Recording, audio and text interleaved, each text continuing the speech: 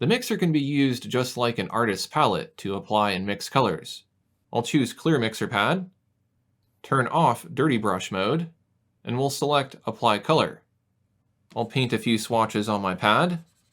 Once I have all the colors I want on my mixer pad, I can select the Sample Color mode and use this to quickly choose a swatch without having to switch away from the brush tool or use a shortcut. If I want to clear the mixer pad, I can click on the trash can.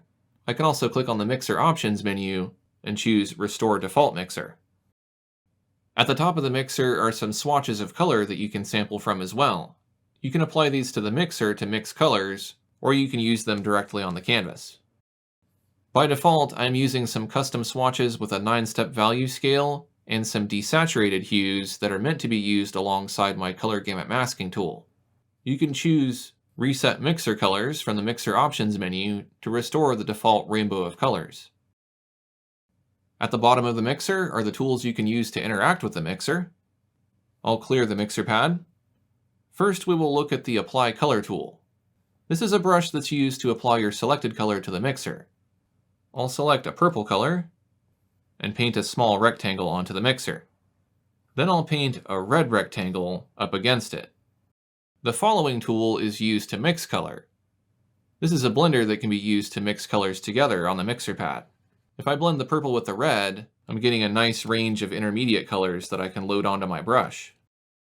If we go back a couple of tools, another way to mix colors is to enable Dirty Brush Mode. With Dirty Brush Mode turned off, I'll select white and paint a stroke on the mixer pad. No matter where I paint, I'll be applying pure white paint, because my brush is getting cleaned each time I lift my pen up. When I turn on Dirty Brush Mode, I'm no longer cleaning my brush. So if I paint over the red a few times, and then paint on an empty spot in the mixer, my brush is depositing the red that it picked up. I'll paint over the purple, and paint on a blank area of the mixer, and you can see that now I get a reddish-purple mixture. I can clean the brush by turning off Dirty Brush Mode. Now when I select white, I can paint with a pure color. As we looked at earlier, we can use the Sample Color tool to sample a color from the mixer. This is analogous to dipping your brush into some of the paint on your palette. When using this tool, you don't have to worry about whether the brush is dirty or not, because this tool will only sample color, not mix it. The next tool is Sample Multiple Colors. The Camel Hair Flat, Bristle Spray, Watercolor Camel Hair, Watercolor Flat, Watercolor Bristle Spray, and all of the artist oils and thick paint dab types can be loaded with multiple colors. Similar to the Dropper tool, Sample Multiple Colors uses a sample size to determine the range of colors that will be loaded. I'll select the thin bristle brush found in the General Oils category. I'll sample in between the purple and red paint. I'll make a dab and wiggle it around to show you how the bristles are loaded. You can see that the dab has both red and purple within it. And if I paint a stroke, I get multiple colors running through it. Those colors are applied to the dab, so if I rotate or reshape the dab, those colors will adapt as well. I'll select my broken paint brush in the thick paint AR category. I can make the multiple color sample size larger or smaller using the slider at the bottom of the mixer. If I set it to its maximum and try to select the pink, red, and purple, you can see that when I paint, I'm able to get cloudy looking strokes with a lot of color variation in them.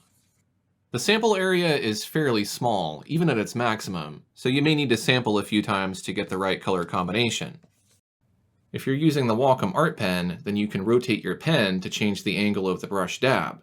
If you look very closely at my cursor, there's a dot on one end. When I rotate my pen, I can move the dot to the other side. This means that when I paint, I can also rotate the paint loaded on the brush. I'll clear the mixer pad and use the Apply Paint tool to add a horizontal green rectangle of paint. When I increase the color sampling size, I also increase the size of the brush and other tools. I'll make this brush smaller and paint a black rectangle against the green. I'll select Sample Multiple Colors and sample in between the green and the black. Now when I paint vertical strokes, I'm able to flip the green and black paint to one side of my brush or the other. This makes for a very versatile brush that adds a lot of life to your paint. The next tool is the Zoom tool. We can use this to zoom in to enlarge our view of the mixer. We can select the Pan tool and pan the view of the mixer as well. I'll return to the Zoom tool and hold Control, this activates the zoom out mode. Spacebar activates the pan tool. Let's look at some of the mixer options. As we saw earlier, we can clear out the mixer. We can also add sampled colors from the mixer to a color set. We can create an entire color set from all the colors on the mixer pad.